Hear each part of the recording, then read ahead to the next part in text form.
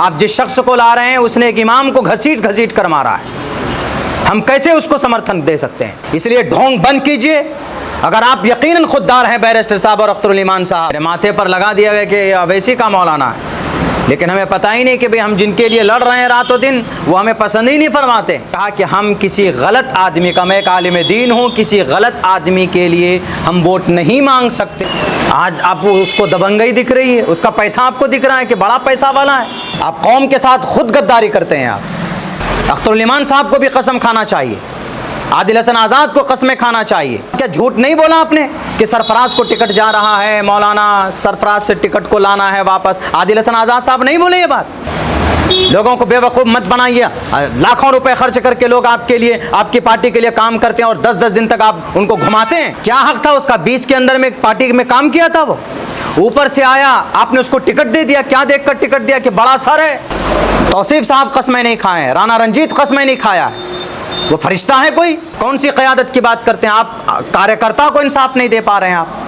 कारवान इंसाफ चलाया आपने और लोगों को फंसाते हैं, आओ कसमें खाओ कि ताकि भागे नहीं, तो सब कसम खाओ। बहरकैफ उसके बाद 24 से लेकर अभी तक फिर हमने काम किया और आप देख ही रहे तकरीबन 1 साल से सरगर्मी रही है पार्टी को मजबूत करने की। जो भी कमी कोताही थी, लेकिन यहाँ पर यह कि एक अचानक एक साहब आए जिन्होंने पार्टी पर बहुत सारे इल्ज़ामात लगाए। वो वीडियो के अंदर में सब लोगों ने देखा है। उनको ज़िला अध्यक्ष भी बनाया गया और यह है कि वो कैंडिडेट बनकर अपने आप को पेश किया।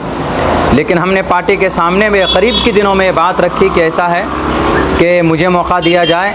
पिछले बार हमसे कहा गया कि भैया आप समर्पित कीजिए, आपको कुर्बानी देनी है, आपको सपोर्ट करना है, आपको पार्टी को मजबूत करना। आप पार्टी को देखिए, पार्टी के फैसले को देखिए, पार्टी क़यादत खड़ी करना चाह रही है सीमांचल में। हमने कहा कि चलो एक और मेहनत करते हैं।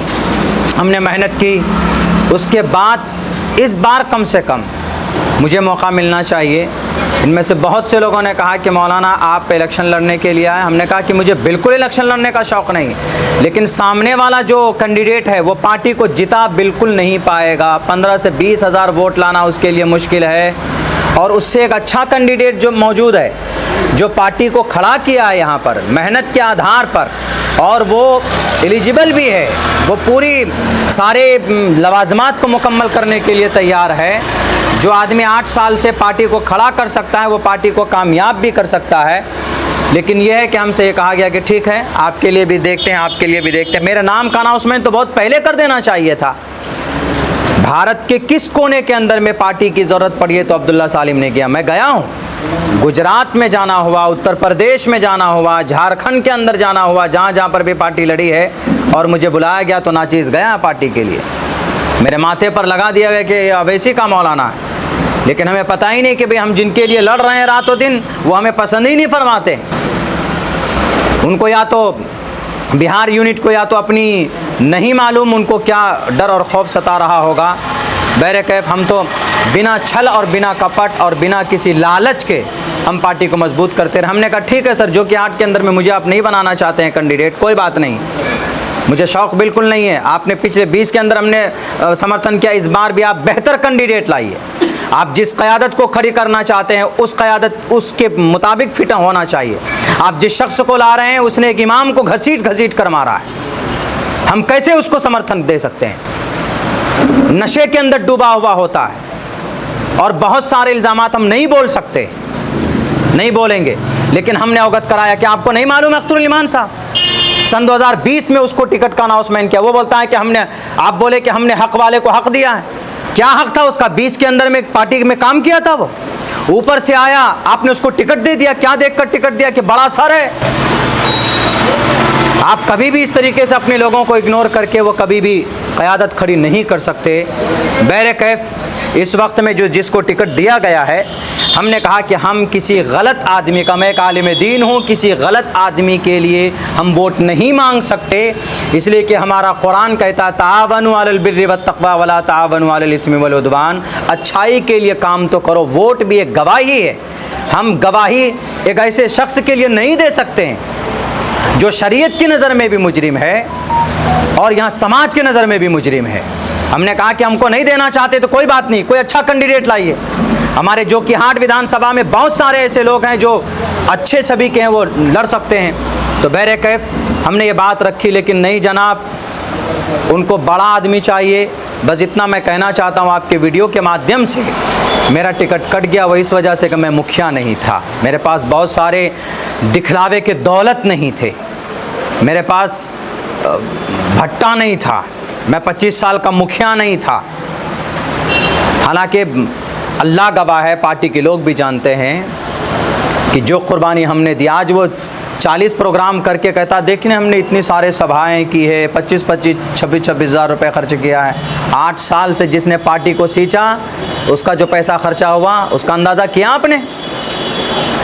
आज आपको उसको दबंगई दिख रही है, उसका पैसा आपको दिख रहा है कि बड़ा पैसा वाला है। खैर ये सब चीज़ हम नहीं बोलना चाहते, तो ये हमारी छोटी सी सियासी सफ़र रही है। मैंने इसलिए पार्टी से रिज़ाइन दिया है कि जिस क़यादत की बात आप कर रहे हैं उस क़यादत के ऊपर जिन कैंडिडेट को आपने चुना है वो फिट नहीं आते। तो इससे साफ पता चलता है कि आपके ज़ुबान में कुछ और है और करनी कुछ और है आपका। इसीलिए हमने इस पार्टी से वो दिया। हम कभी भी गलत का समर्थन नहीं कर सकते। सर, जिस तरीके से कस्में खिलाई गई और जिस तरीके से आपको पढ़वाया गया उसको लेकर के भी सवाल पूछ रहे हैं कि आखिर जब आपने कस्में खाई तो फिर पार्टी से रिज़ाइन क्यों आपने दिया? ये सवाल लोग कर रहे हैं, इस पर आप क्या कहना चाहेंगे? कौन से पार्टी में होता है ऐसा जी कि कस्में खिलाओ, अल्लाह रसूल की कस्में खिला करके अल्लाह रसूल की बात करते हैं? तो अल्लाह रसूल ने कहा है कि कब अच्छों का साथ दो, अच्छे लोगों को लाओ।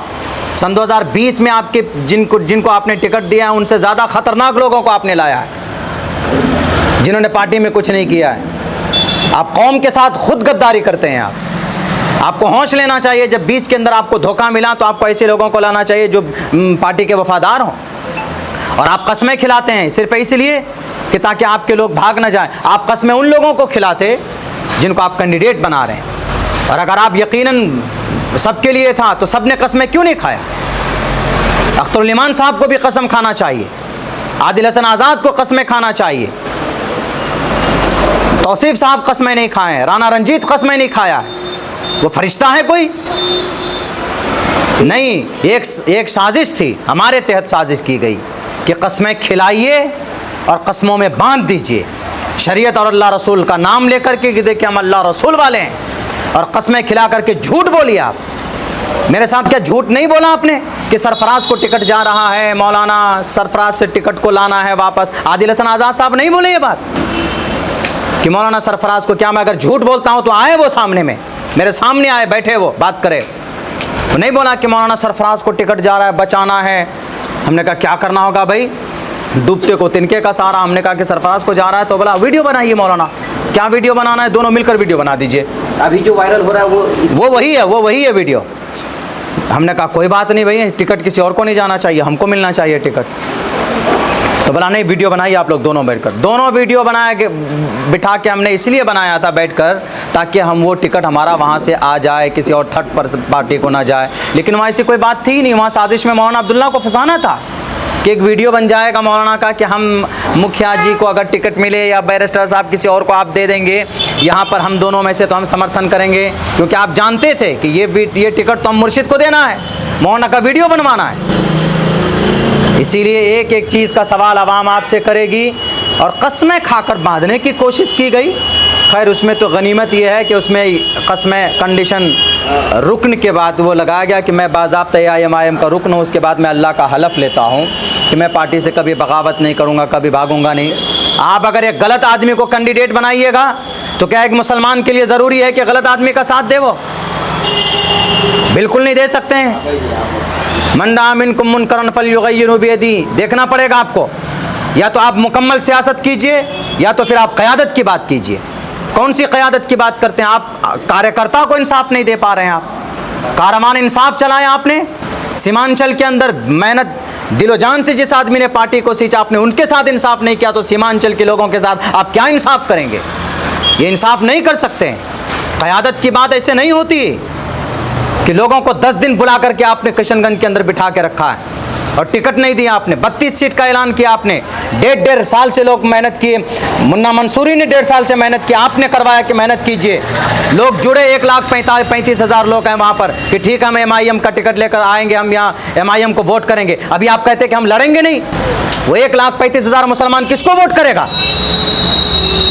सिर्फ सीमांचल के अंदर क़यादत खड़ी करना चाहते हैं। अगर बात करते हैं हक़ की मुसलमानों की तो टोटल मुसलमानों की बात कीजिए। लोगों को बेवकूफ़ मत बनाइए। लाखों रुपए खर्च करके लोग आपके लिए, आपकी पार्टी के लिए काम करते हैं और 10-10 दिन तक आप उनको घुमाते हैं। क्या 10 दिन से अब किशनगंज के अंदर में लोग नहीं पड़े हुए हैं? डॉक्टर शमीम को 10 दिन तक नहीं रखा आपने, आखिर के अंदर में आपने टिकट दिया उसको। क्या मतलब है लोगों को परेशान करने का? आप एक टिकट बांटने में आप क़यादत नहीं कर पाए तो आप लोगों के मसाइल को हल करने के लिए क़यादत नहीं कर पाइएगा। इसलिए ढोंग बंद कीजिए। अगर आप यकीनन खुददार हैं बैरिस्टर साहब और अख्तरुल ईमान साहब, तो आप ये जो जितनी सारी गलती कर रहे हैं ना, आप खुदा नहीं हैं, आप फरिश्ता नहीं हैं। गलती आपसे होती है तो आप लोगों को पूछना चाहिए। एक भी वर्कर मीटिंग आप करते हैं? नहीं किया आपने एक भी वर्कर मीटिंग। अरे बड़ी बड़ी पार्टियां वर्करों की वजह से मौजूद है। आप अपने वर्कर से बात नहीं करते हैं, आप अपने कैंडिडेट से बात नहीं करते हैं और लोगों को फंसाते हैं, आओ कस्में खाओ कि ताकि भागे नहीं। तो सब कसम खाओ। या तो ये बनाइए कि पार्टी का रूल दो होगा, अध्यक्ष के लिए अलग रूल होगा, अख्तरुल ईमान के लिए अलग रूल होगा और अब्दुल्ला सालिम के लिए अलग रूल होगा। आप कहते पार्टी में सब बराबर है तो सबने कस्में खाई, आपने क्यों नहीं खाई? आदिल हसन आज़ाद साहब, आपने क्यों नहीं कस्में खाई बताइए? बहरकैफ ये सब तो ये बातें हैं और मैं यही कहूँगा जो कि अपने पूरे सीमांचल नहीं पूरे भारत के मुसलमानों से क़यादत हम भी चाहते हैं। मैं क़यादत का हिस्सा बनना चाहता था कि एक नाचीज़ बनकर उसको ऊपर करो और मैंने भरपूर कोशिश की। बताइए मेरा ज़रा बराबर भी कहीं पर कोई वो रहा? आज भी मैं इलेक्शन नहीं लड़ता। आप दीजिए किसी गरीब के बच्चे को दे देते टिकट, जो कि हाट के अंदर किसी मेंबर को दे देते। अब्दुल्ला सालिम इनकार नहीं करता, मैं समर्थन देता, साथ देता उसको। लेकिन आप कभी बैठकर बोले कि मौलाना किसको कैंडिडेट बनाया जाए, कौन बेहतर होगा? पूछा आपने? नहीं पूछा। तो खैर करनी कथनी में बहुत फ़र्क है। अल्लाह इन सब को हिदायत दे। लास्ट सवाल मैं आपसे पूछना चाहूँगा, जनस्वराज के स्टार प्रचारकों की हमने सूची देखी, उसमें आपका भी नाम था। तो क्या आप जनस्वराज ज्वाइन कर लिए हैं और स्टार प्रचारक में आपका नाम, इस पर आप क्या कहेंगे? मैं बताऊँगा इस बारे में इंशाअल्लाह, क्योंकि अभी वो चीज़ लोगों के सामने आई ना खुलकर। आप एक तरफ ये कहते हैं कि मैं ईमानदार हूँ, आपके काम ऐसे हैं कि गैर बेईमानों जैसे हैं। तो जब आपका काम लोगों के सामने, नज़रों के सामने आएगा तब ना आप बोलिएगा, उससे पहले तो कैसे बोलिएगा? तो हम लोग कहेंगे ज़ाहिर सी बात कि मौलाना को टिकट नहीं मिला इसलिए मौलाना बोल रहे हैं। मौलाना को टिकट नहीं मिला इसलिए नहीं बोल रहे हैं, टिकट गलत आदमी को दिया गया इसलिए बोल रहे हैं। गलत आदमी वो ना पार्टी को जिता सकता है और ना वो पार्टी में रह सकता है, ये लिख लीजिए। जो आदमी सन 2020 में घुटने टेक कर गाली दिया हो, इल्ज़ाम लगाया हो, आप मेरा टिकट नहीं मिला, आज तक पार्टी में मैं इल्ज़ाम नहीं लगाया हूँ। जो कमी है मैं उसको रख रहा हूँ। मैंने ये नहीं कहा कि इससे इतना पैसा ले लिया, उससे उतना पैसा ले लिया, वो उनका अमल जाने क्या है नहीं है। मैं इस पर आज तक मैं एक लफ्ज़ नहीं बोला हूँ कि पार्टी किससे कितना पैसा लिया नहीं लिया, मुझे इससे कोई सरोकार नहीं। पार्टी के अंदर इतना तो मैं भी जानता हूँ कि पार्टी में कुछ पार्टी फंड में कुछ लोग खुशी बखुशी देते हैं कि भाई चलिए पार्टी चलाना है, कुछ कैंडिडेट से ले लिया जाए, फला आदमी से ले लिया जाए, इस तरह का मामला होता है। मैं इस पर नहीं जाऊँगा, लेकिन यहाँ कैंडिडेट चुनने में गलती की गई, बड़ी गलती की गई। भूल से नहीं चुना जा रहा कि हाँ भैया भूल से ऐसा हो गया। अख्तरुल ईमान साहब बोलते हैं ना कि चूक हो गई हमसे कैंडिडेट चुनने में सन 2020 में। अभी कौन सी चूक हो गई? सन 2020 में आपने मुर्शिद मुखिया का नहीं देखा वो वीडियो? 35 लाख रुपए का, 5 लाख रुपए का आरोप लग रहा है। तो और क्या चाहिए? जब आप जानबूझकर जब आप इस तरह की गलती करेंगे तो हमसे नहीं होगा गलत लोगों का साथ देना, बस हम इतना जानते हैं।